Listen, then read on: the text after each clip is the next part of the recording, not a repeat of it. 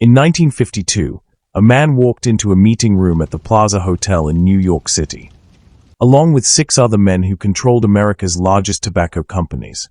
They had a problem. Scientists had just proven their product was killing people. Lung cancer rates were exploding. The evidence was undeniable. So they made a decision that would kill more people than the atomic bomb, the Holocaust, and every terrorist attack in history combined. They decided to lie. And that lie would turn cigarettes into a trillion-dollar empire that kills 8 million people every single year, 1 person every 4 seconds, while making more profit than Apple, Google, and Microsoft combined. But here's what's truly insane. Cigarettes almost never happened. For decades, they were considered garbage tobacco, the stuff poor people and women smoked when they couldn't afford a real cigar. So how did the most deadly consumer product ever created become something a billion people are addicted to? The answer involves 2 world wars, a government conspiracy, Hollywood, your doctor, and the single greatest marketing deception ever pulled off. This is that story.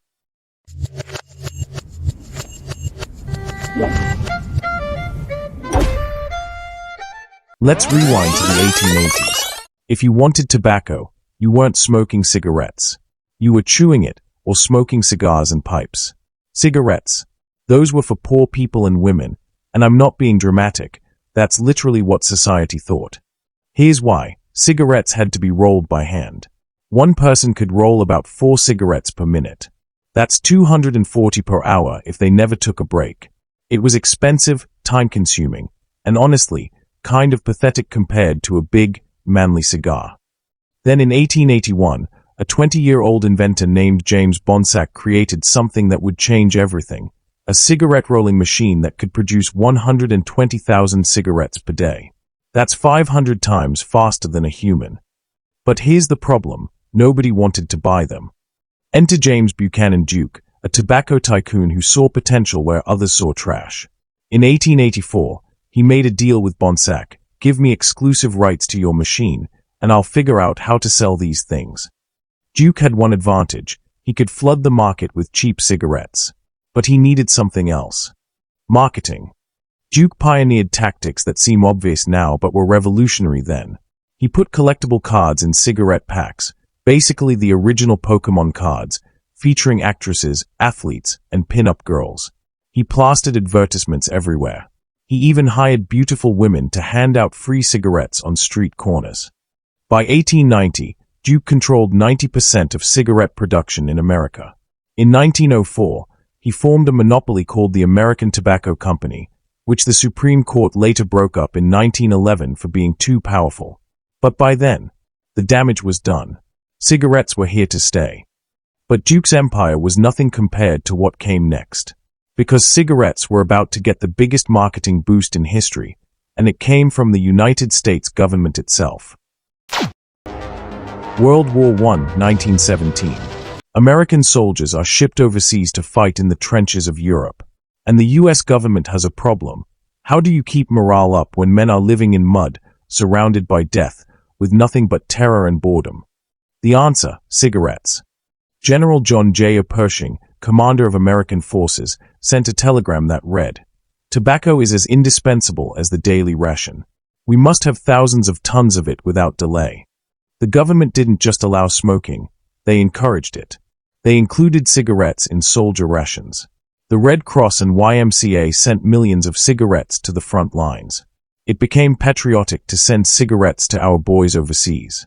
And here's the genius, evil part. What better way to get someone addicted to nicotine than to give it to them during the most stressful experience of their lives? When those soldiers came home in 1918, they brought their cigarette habits with them. Smoking rates exploded. By 1920, cigarette consumption in America had increased by 400% from just a decade earlier. But the industry had a problem. Half the population still wasn't smoking, women. Social norms said ladies didn't smoke. It was unladylike, improper, even scandalous. So in 1929, the American Tobacco Company hired Edward Barnabas, the nephew of Sigmund Freud and basically the father of modern propaganda, to solve this problem. Barnabas staged one of the most successful PR stunts in history. He convinced a group of women to light up cigarettes during the New York City Easter Parade while calling them torches of freedom, a symbol of women's liberation and equality. He secretly contacted newspapers in advance, making sure photographers would be there. The story went viral, 1920s style. Overnight, smoking became associated with feminism, freedom, and modernity. Then came the weight loss angle. Lucky Strike launched ads with slogans like "Reach for a Lucky instead of a Sweet" and "To keep a slender figure, no one can deny." Lucky Strike. They were literally marketing cigarettes as diet aids. It worked. By 1935, the number of female smokers had tripled. But if World War I made cigarettes popular, World War II made them unstoppable. And this time, the government's involvement went even deeper. World War II. 1941 to 1945. Once again, the US government is handing out cigarettes to soldiers like candy. But this time, it's even more systematic. Cigarettes were included in C rations, the standard military meal. Soldiers got them for free. The military was literally creating millions of new nicotine addicts on the taxpayers' dime. Tobacco companies donated millions of cigarettes to the war effort. Why? Because they knew exactly what they were doing. Get them hooked during war, and they are customers for life. And it worked. By 1945, 75% of American men were smoking. Cigarette companies were printing money. The 1950s arrive. Post-war America is booming. Suburbs are growing. Televisions are in every home. And cigarettes are everywhere. Movie stars smoke on screen. TV hosts smoke during broadcasts. There are cigarette ads on billboards, in magazines, during radio shows, on TV between cartoons. But here's where it gets truly diabolical. Cigarette companies started using doctors in their advertising. More doctors smoke Camels than any other cigarette. 20,679 physicians say Luckies are less irritating. As your dentist, I would recommend Viceroys. They were literally putting men in white coats, symbols of trust and authority, to tell Americans that cigarettes were not just safe, but healthy. Some ads even targeted pregnant women, suggesting smoking could help with nausea. Others showed babies and children, normalizing smoking as a family activity. By 1950, Americans were buying 400 billion cigarettes per year. The industry was worth over $5 billion annually. That's about $60 billion in today's money. And this was just in the United States. But behind the scenes, something was happening. Scientists were starting to notice a pattern. Lung cancer rates were skyrocketing, and they were almost exclusively affecting smokers. By the early 1950s, multiple studies had linked smoking to lung cancer. The evidence was piling up. The medical community was getting concerned. So what did the tobacco industry do? They lied. Systematically. Brilliantly. Ruthlessly. In 1953, the CEOs of America's biggest tobacco companies met in secret at the Plaza Hotel in New York City. What they decided to do next would become the template for corporate deception for decades to come. December 1953. The heads of America's largest tobacco companies sit down with a PR firm called Hill & Knowlton. Their mission: combat the growing scientific evidence that cigarettes cause cancer. Their solution: create doubt. On January 4, 1954, they published a full-page ad in 448 newspapers across America called A Frank Statement to Cigarette Smokers. It was signed by all the major tobacco companies. The ad did three things. It expressed concern about the health studies. It promised to fund independent research to get to the truth. It subtly suggested that the current science was incomplete and inconclusive. They created an organization called the Tobacco Industry Research Committee, later renamed the Council for Tobacco Research. Sounds legit, right? Here's the thing, it was all a front. Internal documents later revealed that this independent research organization was designed to do one thing: create the appearance of controversy where none existed. To make it seem like the science was 50-50, when it was actually 100-0.